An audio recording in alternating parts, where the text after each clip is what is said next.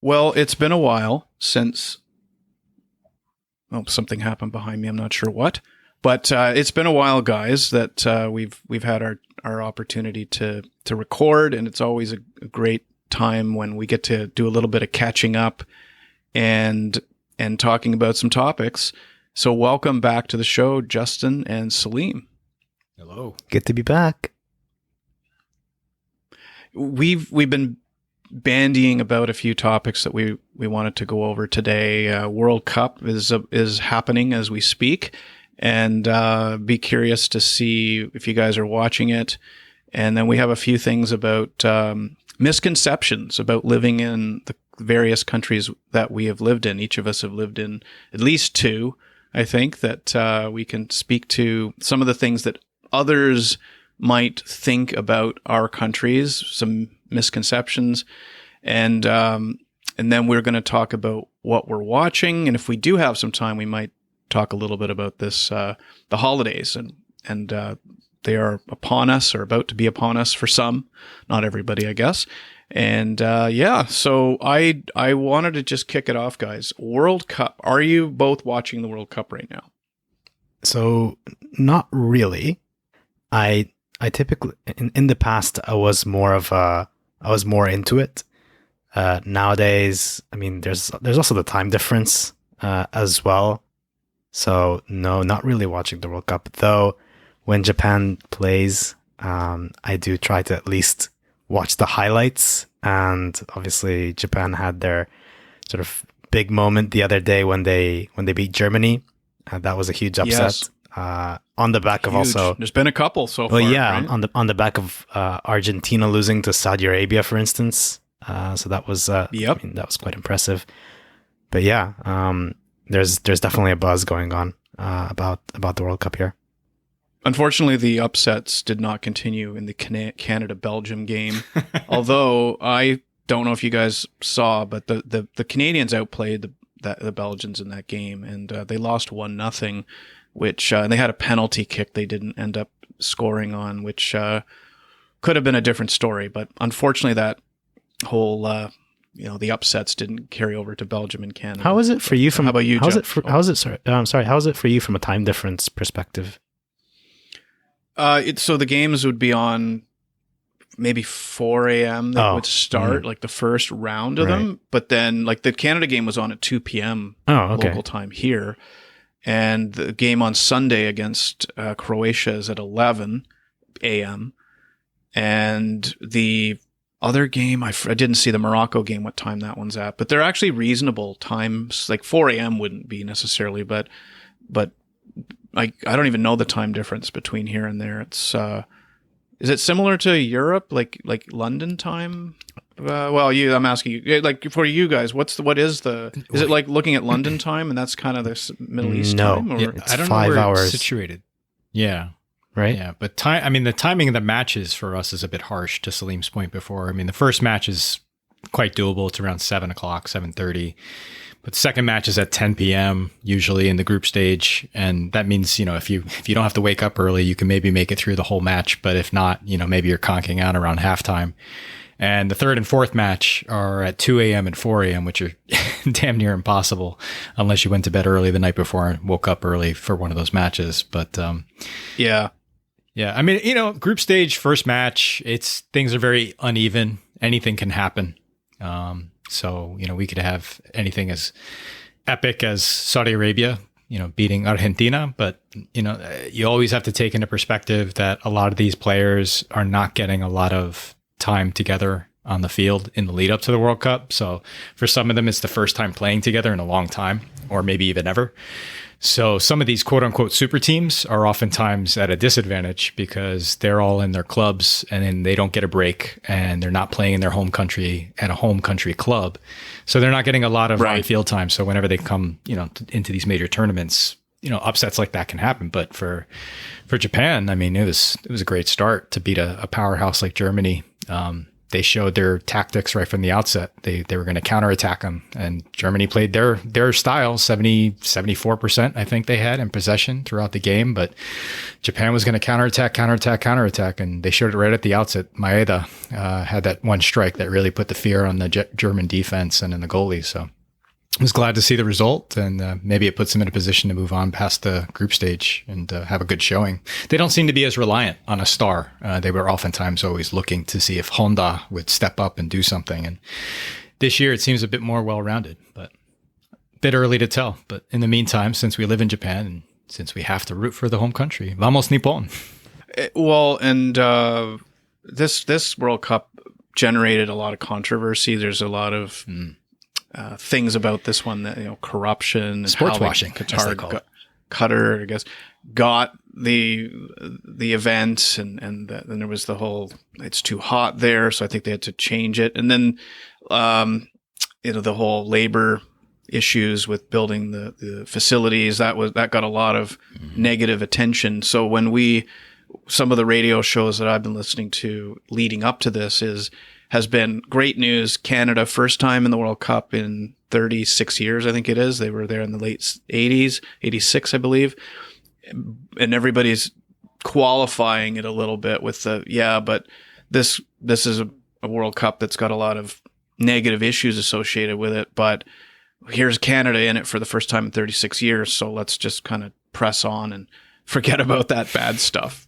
Yeah, there's been a bit about that, about fans showing up to, let's say, less than ready hotels and things like that, and living. They have these like cities that they set up, these kind of like encampments that they set up for fans for a more affordable option. I think it's somewhere around like maybe $200 USD a night instead of having to stay in the more expensive hotels. And the government's been. And was that from pressure?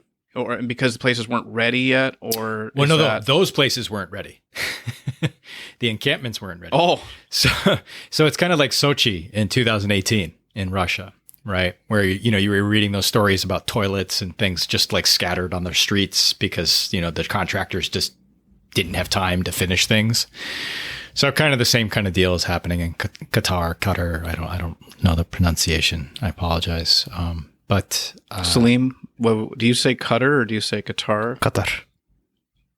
Yeah. Okay. I remember watching CNN years ago when there was something going on there, and all of the CNN anchors were calling it Qatar, like Qatar. And you just felt like every time you heard them say it, it's like, oh, come on, guys, it's Qatar. Like, you're just trying to make it pronounce it properly. Just go with Qatar because that's what we all think it is, which it isn't. Right, but, yeah. Because I have heard it go back and forth between. It seemed like Qatar went out of style for a while in the media here, from calling it that. Now it's back because the World Cup is there. Right. Yeah. So I guess good that they're trying to pronounce it the right way. Yeah. Which is when you hear me say that, Sileem, does it sound like that's such an asshole thing to say? Because if something is something, what do you mean you're calling it Qatar because you feel like calling it Qatar? Not necessarily. Because when you think about it, why are there English names for countries, for instance? I mean, no one in Japan calls Japan, right? It's not Japan. Egypt is not an Arabic word. So when you think about that, sure. Good point. I mean, a lot of people will call Qatar Qatar, but it's just the English way of saying it, I suppose. Mm-hmm. That's a good point. I don't think there's any offense to that necessarily. So what do Japanese call Japan? Nippon? Nihon or Nippon. Nihon. Yeah. Okay. All right. And now, as an American living in Japan, Justin, do you ever call the place you live anything other than Japan? That I can say without cursing, or well, do you say Nihon or Nippon? Yeah. If you were visiting in a conversation with someone Japanese, with an American or with someone overseas, no, because it's usually them. It's usually them referring to it as Japan and things like that. But yeah, I mean this whole topic about not only the correct word or the authentic word that reflects the place, but also pronunciation is always very like comical to me because, like we're both into baseball, Clark, and that there's been a very large contingent of baseball players in the last 15, 20 years that have come from Latin America. And I get immense entertainment out of hearing announcers pronounce the last names of Latin players. I mean, there's like whole cloth new creations. It's like, I get that, like, the use of Qatar versus Qatar, you're trying to go towards the direction of the correct pronunciation, but because the Western ear is used to hearing something so flat, that's why they went with Qatar. But and like, I'll give you an example of a Latin baseball player. There's a guy who played catcher, and I'm going to give you the pronunciation that most baseball fans were used to hearing. And people would oftentimes hear, up to bat is George Fábregas. Well, his name isn't George Fábregas, nor is it on his card or anywhere else in his bio. His name is Jorge. So Jorge became George. Okay, I get that. But Fábregas is not even in the realm. His name is Fábregas. But Fábregas became Fabregas. And I'm like, is he Greek? Like, the first time I heard it, I was wondering, like, who is this guy? And I looked him up. I'm like, oh no, it's Latino. His name is Fábregas. Well, this is a good point because this came up with a friend of mine, and we talked about when people who are not native to a country or a language even using like accents to say the name. So do you expect a Vin Scully, who's unfortunately passed away, famous baseball broadcaster, and maybe he did do this, I don't recall, would he have said that name correctly? Like, or should broadcasters pronounce it the way it would sound? Like, you know what I mean? You hear sometimes media people will use a French word. Here in Canada, we'll hear French word, and they do it very well in the way it's. So is that what all sportscasters should be doing? Should pronounce correctly versus try. Great. That would be ideal. Try 100%. Yes, they should try. No matter if they grew up in the most monoculture, lack of other exposure. They're all given by media departments now, the phonetic breakdowns. And you can speak to this, I'm sure, because you were doing the announcing work for the hockey club, for the hockey team. Yes. At all levels now, the media departments are giving phonetic breakdowns on how to pronounce. And even if it's incorrect, no one really cares. Most cultures don't care as long as you're giving an effort to doing it. A lot of times the players care and they really appreciate it if you actually ask them. And some players actually even changed the pronunciation. There's been a bunch of players from overseas playing for the Toronto Raptors and other teams in the NBA that their name was pronounced a certain way. And then the media department updated it. And then the player came back to them and said, actually, that's not really correct. Or actually, I'd appreciate it if you did it this way. So a lot of times they just appreciate the effort or the dialogue more than anything. So as a fan, names are always going to be difficult, right? And, I experienced this personally. I have a Arabic first name and a Japanese last name. And when I was living in Australia, for instance, or wherever I live, really, no one can ever pronounce my name properly. A simple example. You get like Sileem. Yeah, Sileem. Sileem is Sileem, and my last name in Japanese it's Horie, right? That ends with an IE, but unless you're French, perhaps IE is just E, right? So whenever I'm speaking to a native English speaker, it's typically read as Hori. So when I was in Australia, it was always Sileem Hori. And at some point, for me, I'm not going to correct everyone I meet, right? So I just ended up going by Sileem Hori. And that's my name. It's pointless to have to explain to everyone that the E at the end of a name in Japanese is an E, as opposed to an extension of the E. Well, this sounds like a good segue into our topic about where we're from and some of the misconceptions that are out there. So we each went back and looked at, we've each lived in a couple of different countries. I wanted to approach it from what do you think are the misconceptions about the country you've lived in?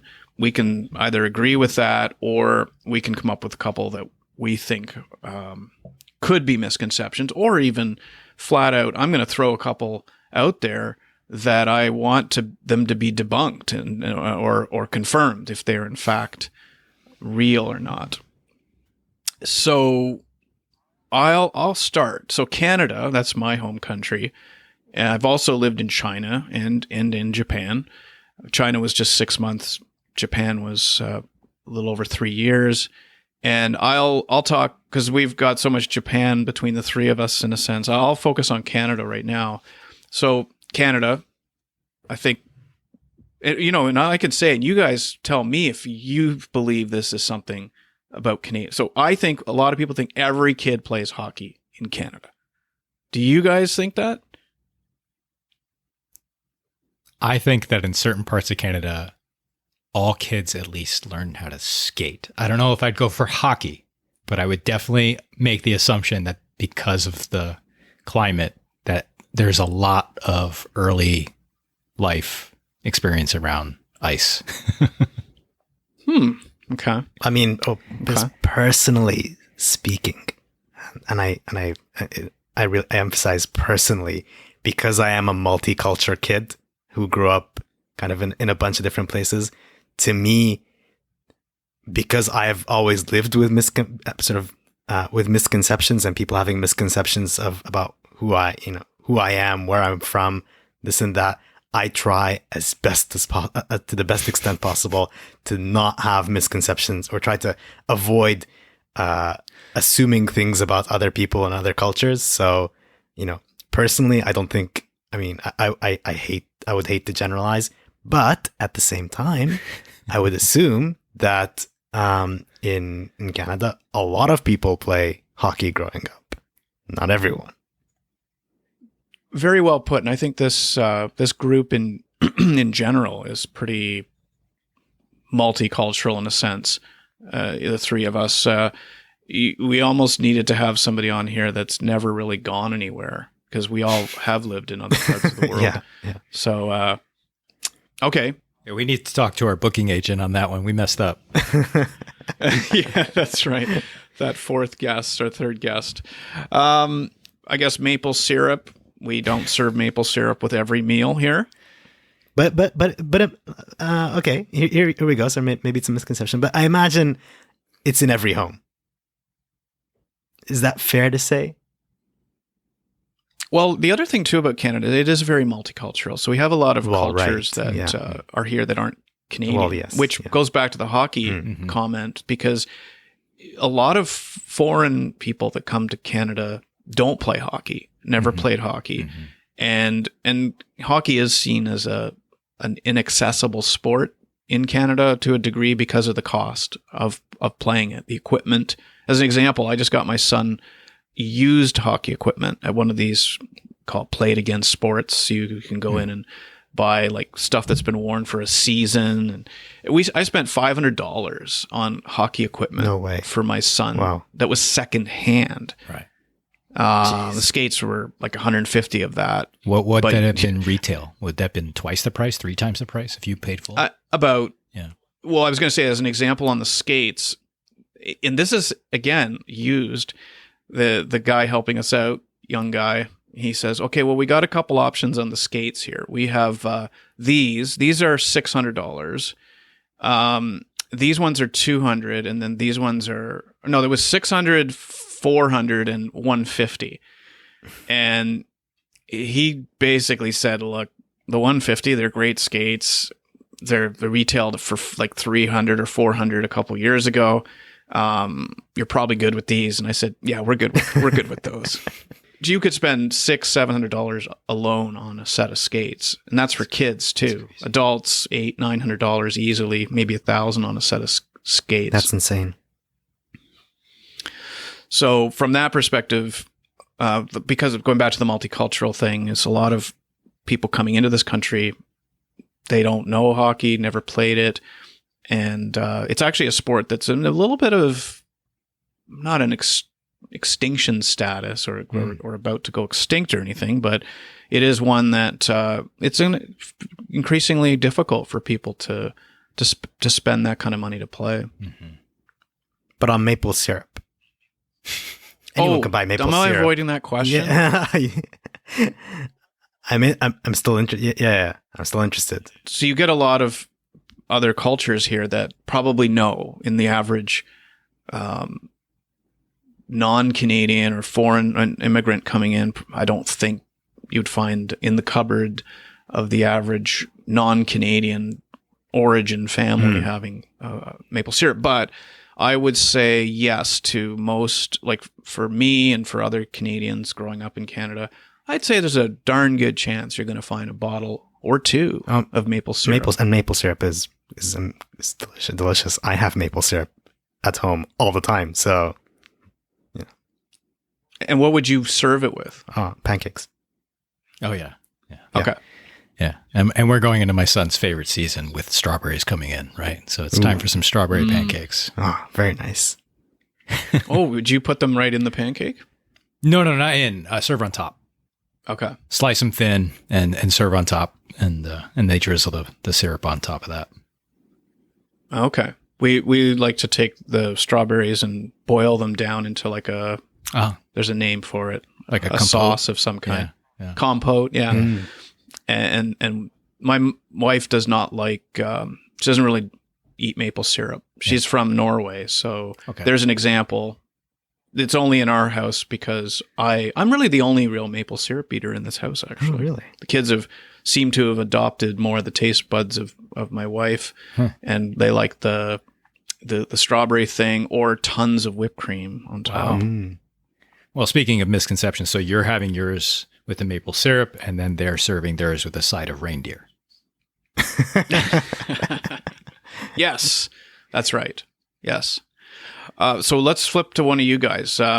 Sileem, what's a misconception you believe is out there about Egypt, and either confirm it or clear it up for us? Well, I mean, this one, I can never actually tell if people are joking or if they're actually being serious. And I do assume that there's a bit of both. But when I get questions like, does everyone ride camels in Egypt? Do you ride camels to work? Do you live in a pyramid? Yeah. And I'm like, for real? You asking that? We get the same about igloos here. Like, people have actually said that.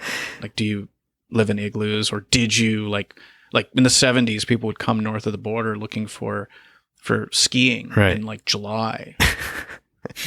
And there's nowhere in Canada that you could ski, I don't think, anyway, in July. Justin, what do you know of a place? Yes, you can do, well, at one time, I don't know if it's still the case because it's likely melted by now, but glacier skiing between the mountains in Blackcomb and Whistler, you could do during the summer. Yeah, that's probably true. Right. Yeah. But that's helicopter skiing, and that's not just expensive, but fairly technical and difficult. So any Joe Schmo just showing up trying to ski, I don't know, can handle that. So, Sileem, we interrupted. Oh, no. Uh, So camel riding. Yeah, I did not think anyone in Egypt was, well, I should say that. I'm thinking more of the city, like Cairo. Right. I don't imagine people going through Cairo on camels. But yeah, but I do think a lot of people do tend to be genuinely surprised to when I say Cairo is, just a regular, I mean, developing country, but sort of just a regular big city with with a subway and roads and cars and traffic, and we all live in apartment buildings, and it's all fairly normal, and I do get a lot of surprised faces. okay, what else you got? Anything else that's Well, I mean, then there's always the kind of misconceptions about the Middle East more broadly, and I'd actually be interested to hear. I mean, if you guys have any thoughts about the Middle East that sort of come to mind. I mean, that there's stuff like like Dubai, for instance, because it's a lot of people know Dubai, and people will say, oh well. My father lives there, so like, oh, your dad lives in Dubai, so you guys must be rich. I'm like, nope, not at all. Yeah, not everyone's an oil. Right, exactly. Not everyone's We an talked oil. about Yeah, that before. yeah, exactly. Right. Not everyone's an oil baron, and so there, there's a bit of that. I think there's. I mean, yeah. Now that I think about it, the a misconception around wealth, I guess. So you say sort of Middle East desert, oil. Does everyone have like a, an oil field under their home, that kind of thing? But yeah. Well, that one, when I think Middle East, the first thing I go for is the terrorism thing, the violence part. Right. Like growing up in the late 70s, 80s, Beirut, just Iraq, Iran with wars and just generally, obviously the Palestine, the bombings in places like Tel Aviv, like you just think about, that's for me. I know, for example, my parents, if I said I was going to go to Jerusalem, they would be concerned about my safety. Yeah. If I said I was going to anywhere, probably in the Middle East, maybe except for Dubai, if they actually do know a little bit about it, like Lebanon. I have a friend of mine, I introduced you to him actually, who is from Lebanon, and I used to hear him talk about how beautiful it was there, and I just couldn't imagine it, like skiing and this beautiful place, and to me Lebanon is all I heard about was car bombs and hostages and things like that. So that's certainly the portrayal that was created by the media here, and I guess those aren't incorrect, but it's not. Do you go? You don't look around the streets of Beirut and see burned out cars that have recently been blown up, right? Yeah. I mean, the thing is, even with misconceptions, there's always a little bit of truth behind that, right? I mean, yeah, terrorism is a thing, right? Yeah. There's definitely some truth, yeah. But something like Lebanon, you mentioned skiing there. I mean, no one would ever associate skiing with the Middle East ever, but yeah, in Lebanon you can ski. And Justin, what's your experience? Have you ever been to the Middle East? I've never been to the Middle East, like anywhere in the Middle East. I've never been to the Middle East, but some of what you were talking about in terms of Lebanon kind of struck a chord with me, because I think for a long time, and please correct me if I'm wrong, I thought Beirut was oftentimes referred to as the Paris of the Middle East, and I guess, for a long time, it was kind of this, this is such a cliche. It was an oasis of sorts for a lot of folks culturally. That's what this is about. It's about cliches, Justin. We're going to debunk those. Culturally, ethnically, because of the cross between so many different Middle Eastern cultures that was happening there. There was very vibrant nightlife and everything else for a very long time. And, what you're referring to, the image of burned out cars, it made me think of Colombia, because, for so long, Bogota and Medellin were always seen as like these, for good reason, being the main crossing points of drug trafficking for that part of the world.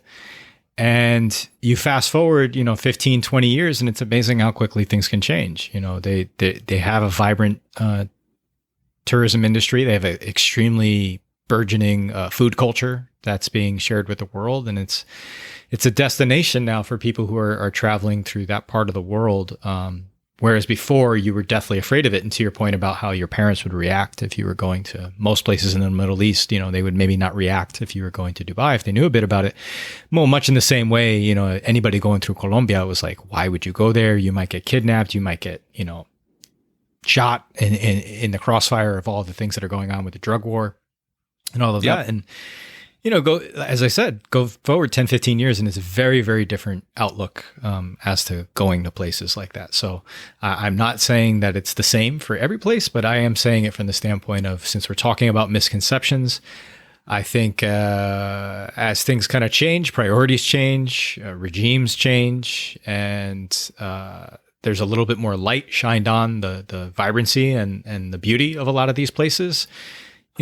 Willingness shifts, and there's also pride of the people who've lived there throughout, through throughout these times to say like, no, these are wonderful places. We've stayed here for a reason, not only because we didn't have a choice, but because this is home and we're proud of this place. And I think over time that a lot of times that shines through, and the misconceptions kind of slowly shift.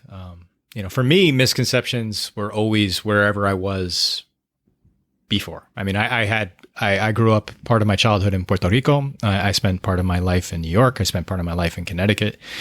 And, Dubai is like the same kind of misconception. Everyone thinks that everyone in Connecticut's rich. Well, yeah, sure. Okay. That's Fairfield County near New York, but there's 3 of the 15 worst cities in the US in Connecticut. The worst poverty rates, worst education disparity, food inequity, all kinds of problems. So, the reality is we could all take the Cliff Notes, the short version of places, and have all kinds of misconceptions about these different places. And that's usually where the conversations start when people ask me about Japan too, right?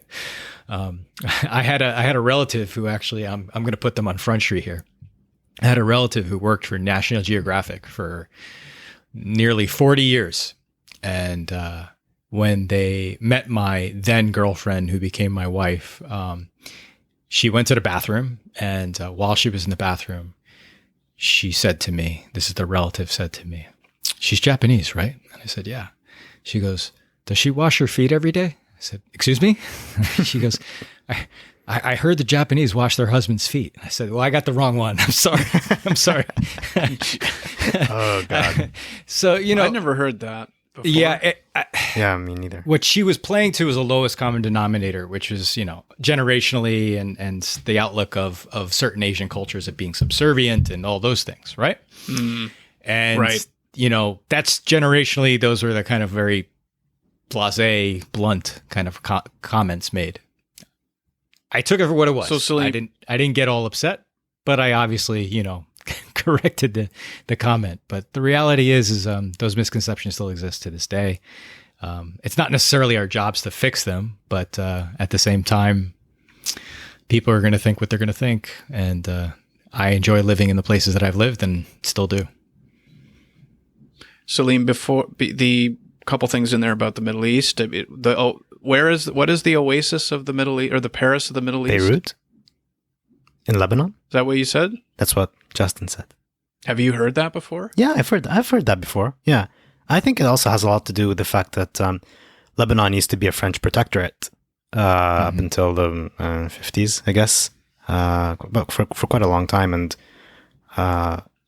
French is a working language in Lebanon, as well as Arabic.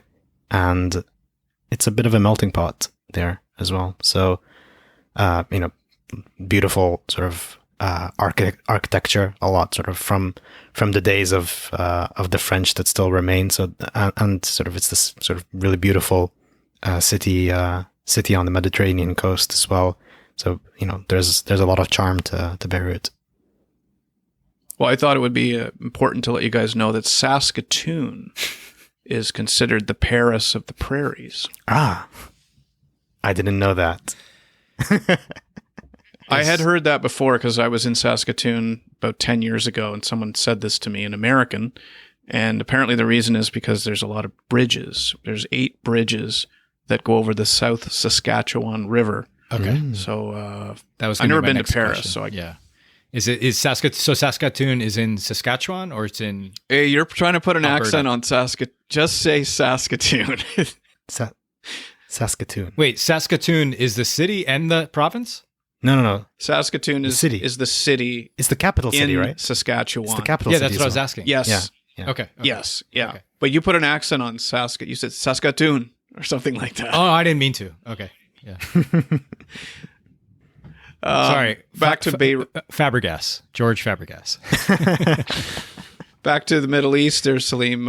Anything there that Justin was saying you want to talk to? I mean, not necessarily. I think the points he made were actually, spot on. I was actually interested in the parallel to sort of South America, and the association of the Middle East. Similar associations between the Middle East and sort of some places in South America as well. with things like violence, and I think a lot of people's misconceptions, and I guess in some sense my own as well. When someone says Colombia, what do most people? I mean, and when I say most people, I'm just talking about myself. It's like, Colombia, cocaine, Pablo Escobar. It's like it's these things that just automatically pop to mind, come first to mind. I guess in the same way that even if someone says Japan, what's the first thing that that comes to my mind when someone says Japan? It's actually kind of like I'm not kidding. Sushi is the first thing that comes to my mind when I think Japan. And I'm Japanese, so and there's nothing wrong with that. But yeah. Well, and by the way, I think Sofia Vergara, is it? Sofia Vergara has done a very good job of making people, like when I think of Colombia, I actually kind of think of her almost first, and then the history of Pablo Escobar. But Sofia Vergara is, I think, starting to become the first thing people think about when they think of Colombia. Yep. With time. No, I mean, to Sileem's point, the first thing he thinks of regarding Colombia is drug trade and Escobar, and in some ways, we don't make that any better in the West by making TV shows about that stuff. Still, they just had the big Escobar, like several big Escobar products, TV shows, movies in the last 3-4 years. So, what ends up happening is it's safe enough, not only for tourists to go and enjoy the city and eat, but it's also safe enough for Hollywood to say, oh, guess what? We could shoot on location now because we're not going to get killed. And we can actually ensure this production and get something done on site, what we wouldn't have been able to do before. So, as I said, 10, 15 years forward, it's a very different outlook of Colombia. 10, 15 years from now, probably even better than what it is now, as we kind of distance ourselves from it and it becomes more a place that is affordable and filled with a lot of beautiful culture, food, and land, for that matter. Something I was reading about Egypt, because I wanted to look it up a little bit, like what are the misconceptions? And the camel one was mentioned. The other one was about violence, and that somebody was pointing out, this was an American writer, I believe, was pointing out the fact that you're probably safer in parts of Egypt than you are in certain parts of the United States. Yeah, I suppose. I mean, there are some parts, but it's the same anywhere, isn't it? Yeah. Although, well, I think that's our point. Yeah, right? yeah. Although on balance, I think there's probably more. I think the murder rate in America is higher than Egypt. I'm pretty sure the murder rate in America is pretty high in comparison to most countries in the world. So, yeah. Well, and the other point this article was making was, especially for foreigners, as a foreigner, I think you are probably, again, misconception maybe, but because of the penalties against crimes against foreigners, or maybe it's crimes in general, I don't know, that being a foreigner often in a country like Japan or the Middle East might afford you some extra protection, perhaps, because I think some of those governments have done they're really trying to protect foreigners. So they make the penalties for doing something against a foreigner worse. Yeah, definitely. Sure. Definitely. Oh, yeah. Yeah. It's like petty crime, getting your sort of stuff stolen. I mean, that kind of stuff that'll happen, but I don't recall, and it's happened, sort of terrorist incidents and what have you in the past, but not a whole lot. You don't hear a whole lot of tourists in Egypt getting hurt or killed. It's not common at all. Well, there's probably more on this that maybe we come back to it, but any final thoughts on the topic before we move on to... I would just say, just as we started off, and as Sileem was alluding to, having lived in many places and being multicultural himself, I think that with some grace and with some understanding, the misconceptions kind of slide away. Yes, there are certain things because of the circles around us, whether it be family or friends, that we're going to hear all kinds of very interesting misconceptions or perspectives on certain cultures. But in the end, I think we're in a fairly different age, and I think a lot of current generations do a good job of educating themselves as to what is going on with different people in different places before kind of making broad stroke statements. So maybe our experiences are going to be vastly different than those of the generations after us, exceedingly so. Well, first world problems is something that I've had on my mind. I just have a couple here I want to just bounce back and forth with you guys. And you tell me, is this a first world problem? Have you ever bought something at a store and they forget to take the security tag off, and you get home and you realize it's on there and it just pisses you off? That's never happened to me, actually. And I'm talking about those ones that are like, the security tabs physically. Wait, the ones with the like not the price tag, the one with like the ink in them. That if you break it, the pin goes through the garment right into another Correct. backing, right? Yeah. Do you know that you can impossible for you to take off? Do you know that you can actually take it off using a strong magnet? Yeah. Yes, you can. So Clark, next time that happens, strong magnet, neodymium magnet. Yeah, one of those strong magnets. Give that a try.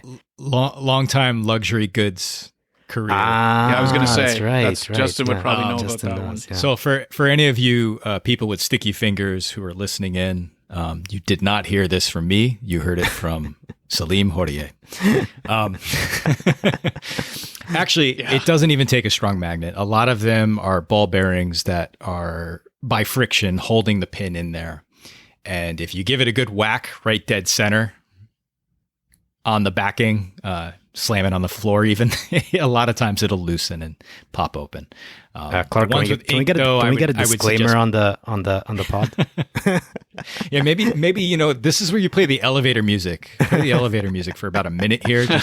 Yeah. And we're back. Is the ink thing real? Like, is there really ink in some of those? Yeah. It doesn't explode, but it leaks. Yeah.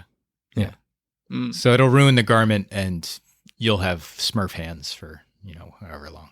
Yeah. The ink thing is real. It doesn't explode. It just leaks. It will ruin the garment. You'll get it all over your hands, and it'll be annoying. But yeah, that is annoying. Here in Japan, it doesn't happen too often, but I actually have heard stories of people who it has happened to them when they've gone to like high-end stores, and they get so embarrassed. This kind of goes to a first world part of the question, right?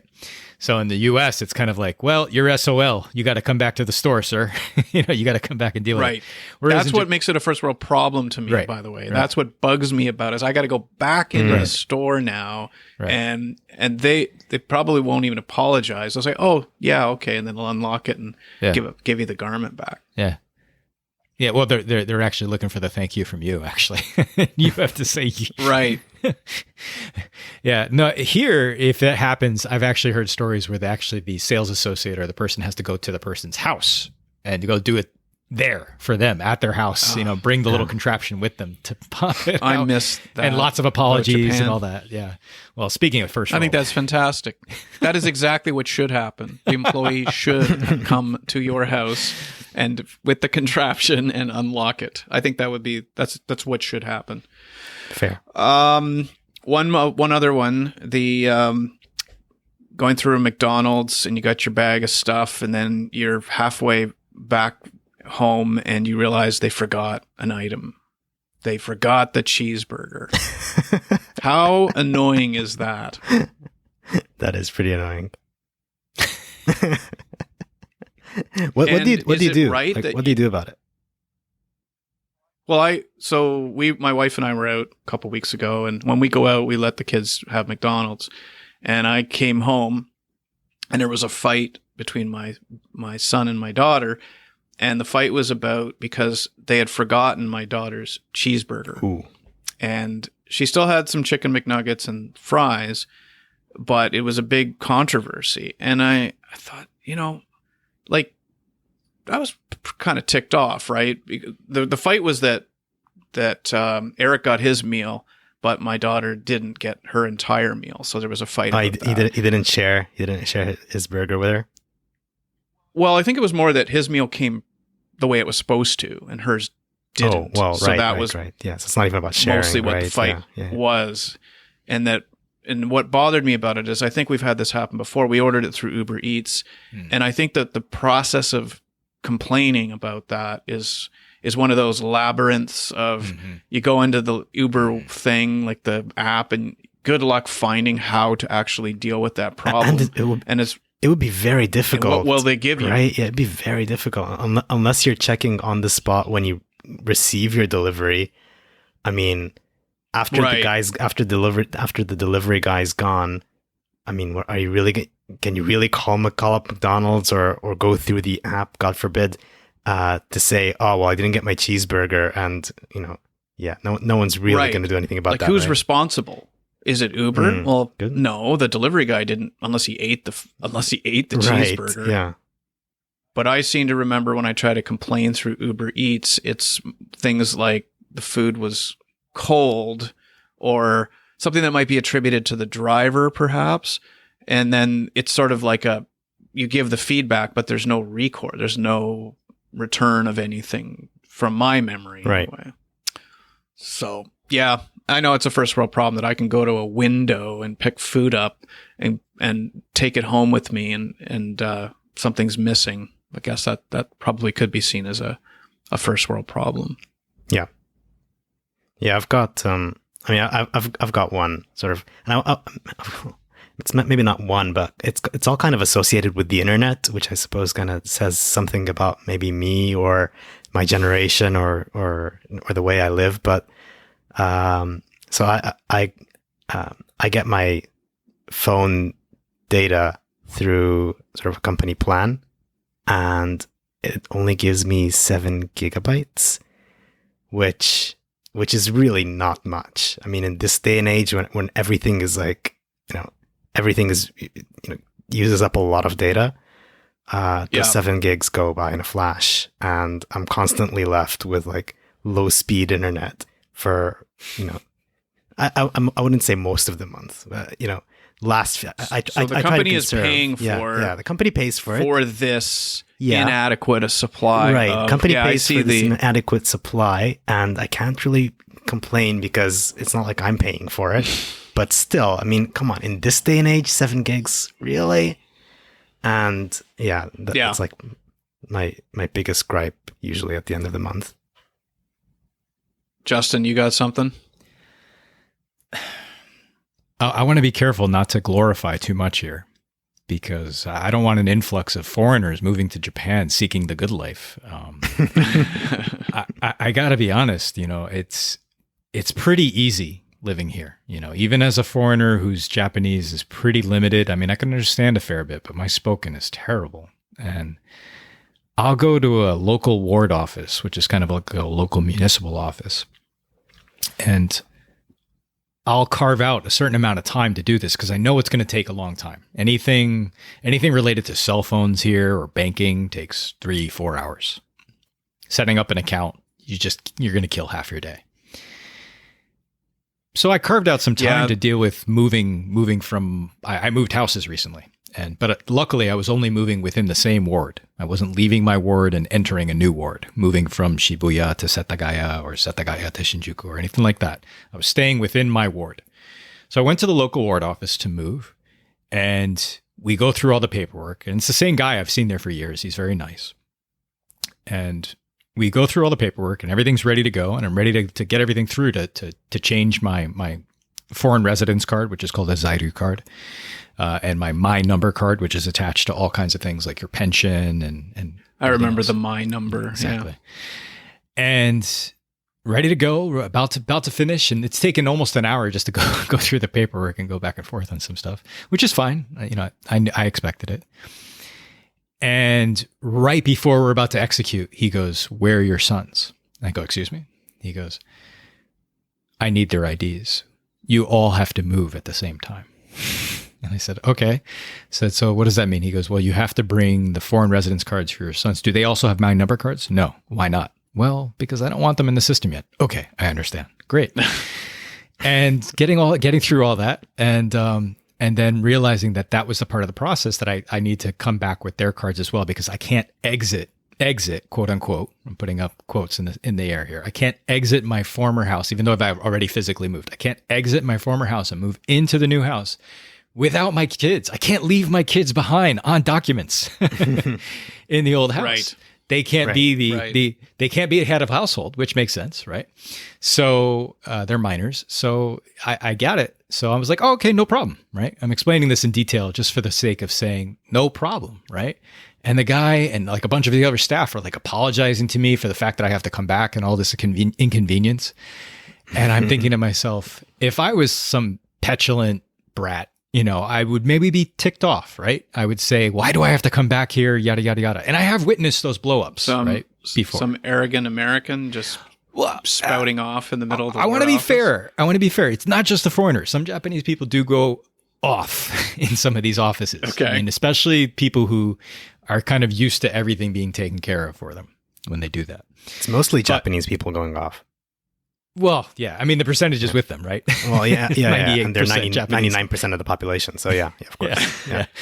But another misconception, right? Japanese are all polite and they Yeah. would never Oh, go gosh. off Yeah, in the yeah, middle of yeah. a ward office. Oh, yeah. Yeah. Totally. Yeah, don't ever walk by a baseball field practice on the weekend and watch salaryman coaches just lay into kids for 3 hours. It's just like, oh my God, dude, work this out somewhere else. But anyhow, long story short, too late. The first world problem would be getting all huffy about it not being taken care of. The reality is things are really easy here, and I'm very grateful for that being the case. All right, we're going to move into what we're watching, and we've just got a couple minutes for each of us on this one. Timeout on Justin. Sorry, can we since we're switching segments, can we come back to it in 1 second? I got to take the bread out. Yes, go ahead. That was almost a nice little feel-good story from Justin there. About the ward office. The ward thing, office, yeah. Yeah. What, feel good story? Maybe not a feel-good story, but it was kind of like, I don't know if it's not necessarily a first world. Well, I guess it is a first world problem, but at the same time, it's like, things just kind of work in Japan. Justin's bringing out the bread. What's nice. What kind of bread is that? Is it look like a focaccia sort of style? Yeah, focaccia. Might be wrong. Can you hear us with his earbuds? I can hear you. Yeah. Yeah. So he was away it's- from his mic, so he couldn't respond. I can't respond, but I can hear you. It's kind of like a small boulet, like somewhere between a loaf and a roll. So my eldest has a swim tournament in the morning early at 6:45 a.m. So I'm just baking the bread now, so I can just make some sandwiches in the morning before we head out. Nice. That's awesome. That's very nice. Yeah, that's awesome. Thanks for the timeout. No, Yeah. no worries. I was going to say I could use a bio break, but someone's using the bathroom next door here, so I'll hold it. So, what we're watching, I'll kick it off, and we can call it what we're watching, what we're reading, what we're listening to. I just listened to. I've mentioned this podcast, Smartless, a few times on previous episodes, but I just listened to what I think was my favorite of all Smartless episodes. And that was the Wayne Gretzky Smartless episode. It was so enjoyable for me to listen to Wayne Gretzky talk about his childhood, just talk about his life after hockey. If you aren't a Smartless listener, I think most people would enjoy the podcast, but in particular, the Wayne Gretzky episode of Smartless, I think it was the second last or third last one that they did. It was fantastic. So that's what I'm listening to. Justin? I'll be careful. No spoilers, of course. I've been watching Andor. Nice. Yes. So Is that Star Wars related? Star Wars. It is. related. It is. Yeah.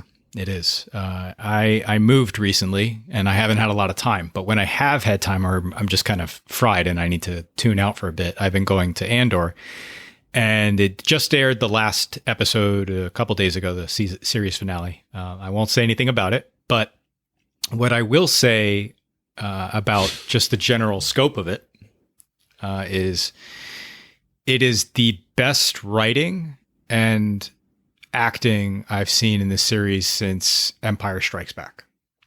Oh wow, that's a big endorsement. Yeah, I'm not going to come out light on it. What about The Mandalorian? Because a lot of people give Mandalorian a lot of praise. It's very well done. It's very well done. And this is not a statement on Pablo Pascal being less than. It's just that the class of acting in Andor and Diego Luna as a lead are astonishing. The writing by Tony Gilroy. Tony Gilroy has been around a really long time. He's a movie guy, and he's in TV making a 12-episode season. So he has the time to build characters, including bad guys, people on the Empire side, in a way that makes you, the viewer, empathize and almost not in a way root for them, but in a way be invested in their arc. That is very rare in a TV series. I think one of the biggest challenges with a Star Wars product is it has such a large fan base, and fans seek familiar, and they want kind of the greatest hits. They want to see, Han and Chewie. They want to see like all the different, play the best notes, play the best songs. And to step out of that and to do this in a way that is definitely part of Star Wars canon. People who are really into Star Wars know some of the stories around this. But to do this in a way that is bridging multiple gaps in stories from the original trilogy to the period after, and kind of bridging some of the places and how certain things built up. I don't want to say too much, but anyhow, yeah, it's tremendously written. It's tremendously acted. The production is top notch. Disney, I highly doubt will go past 2 seasons with it because of the cost. They've already greenlit the 2nd season, so we'll definitely get another 12 episodes. But easily my favorite thing out of any product this year, and probably my 2nd favorite Star Wars products since Empire. And I enjoyed some of the reboot stuff in the recent years, but. Yeah. When you said that when you're busy with stuff and then it's time to sort of check out, and you said go to Andor, I imagined you were talking about your virtual TIE fighter that you would get into and fly there in your own little world. Well, actually, on that note, since we're talking about viewing, listening, and watching, I've gotten through all the boxes from the move, and I got to one of the last boxes with electronics in it, and it had my old PlayStation 3. And I hadn't touched it since my eldest was a baby, so 8+ years ago. And I thought that the controllers were shot and wasn't working. I was just going to give it away. So I figured, why not hook it up, give it a shot? And everything was working just fine. And there were some games I'd never played before, so I popped on Call of Duty, Modern Warfare. Wow. Blast from the past. Yeah, exactly. Yeah. Which is still games of today. Oh yeah, you can still. It's huge. They just What released is the the new graphics? one. Yeah. Are the graphics so like was it obvious like the graphics were from a decade ago of games, Absolutely. or did it still feel Totally. Yeah. Absolutely. Yeah. Absolutely. But you still had fun. But I never played it before, so I had fun. Yeah. Did you have a headset, and were you able to connect to anybody, or that's not possible anymore? Yeah, I don't know. I mean, it was funny because it's a PlayStation 3, so I was going through the menus and I saw my old Netflix account. I saw my old NFL Game Day account, like all these things that I haven't used in, 10+ years or something. Yeah. Sileem, what you're watching, listening to, reading? This is a movie, and I highly recommend it if you haven't already seen it. All Quiet on the Western Front on Netflix. This is a remake, right? No, yeah, it is a remake of a movie. I think it was written as a book originally, and there was a movie. I don't know if there was 1 or 2 movies, but there was definitely one. I think there was a the couple. last one I think was in the 70s. I think, and so this is the most recent remake of it, and it was jaw-droppingly good. The cinematography, amazing. The acting, incredible. And, I love a good war movie. I just love the stuff. and this was absolutely top notch. And I don't think you very often get the, especially, in sort of World War One, World War Two movies. I don't think you very often get the perspective of sort of the Axis side, for instance, or World War One, the the German side. You don't really get that, and in this case, obviously, this is the movie is in German, right? And I absolutely recommend for people to watch it in German without dubbing. Read the subtitles. We've talked about that before. I know. Yeah. The original. Yeah. So yeah, watch the German version. The acting is amazing, and the ability for the movie to just kind of remind you of the horrors of war from the perspective of the people who were fighting it, and without removing the humanity of the individuals, right? So war is fought by sort of people on both sides, and they're all just young guys, right? So it just really it immerses you in the world of sort of the main characters, and how they how they viewed and how they fought in the war. It focuses on the sort of I can't recall the name of the place, but this sort of stretch of land in France that sort of the Germans and the French were fighting over for forever, and I mean, I just can't recommend this enough. It's on the longer side. I think it was close to, it's like 2.5 hours, but yeah, watch it. Yeah, it was. There were there's 3 movies now. So there was one in 1930, and then 1979, which starred a guy named Richard Thomas, who some people might know from The Waltons, and he was one of the sons in the oldest son, I think. So I'm definitely interested. I have seen it flash by on my Netflix. What popular on Netflix now, scroll bar or whatever. So I'm definitely going to put that on my list. Well, gentlemen, we aim to record for 45 minutes. Here we are a little over an hour, but so much always to catch up on. And some of these topics, we probably could have dug a little bit deeper on them, but always a pleasure to get you guys on. And your day is ending. Mine is just beginning. And I was just realizing, I got a work meeting in 45 minutes. Do we want to timestamp this? I mean, is there, because I think we maybe did that in one of the past episodes. Timestamp it like deliberately? Deliberately. Like say that, this is today is November 25th. November 25th. It's a Friday. 10:20 p.m. in Tokyo. Was it 8:19 a.m. 8:19 a.m. in Toronto. If you're an American, you're probably somewhere in a Walmart fighting someone over a TV for Black Friday. That's right. Yes. Yeah, that's right. Oh, that's another topic. Just all these Black Friday, pre-Black Friday, Black Friday week. I just saw one today, an ad for a clothing store here called Harry Rosen. It's a men's clothing store, and they have their sale is called the, where is it? Black Friday Gate Crasher sale.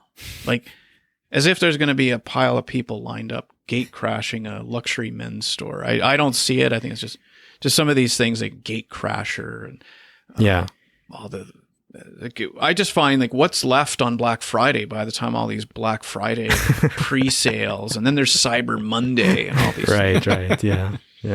And it's a competition to start even earlier and earlier than each other too. Yeah.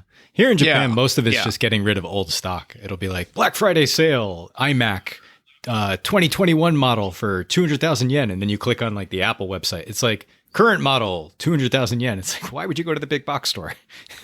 Yeah. But there's another thing too. Why did the country of Japan, or Canada for that matter, adopt an American holidays sale? The money. Marketing, The money. The money. I just find that fascinating that we've just, and maybe that goes back to the global world we're in, the smaller world we live in, that we can take things like that and just make them universal. A Black Friday sale, which is the day after Thanksgiving, is now a national sales event or a global sales event. Secular Japan celebrates Christmas. So, well, I mean, at least not in an official capacity, but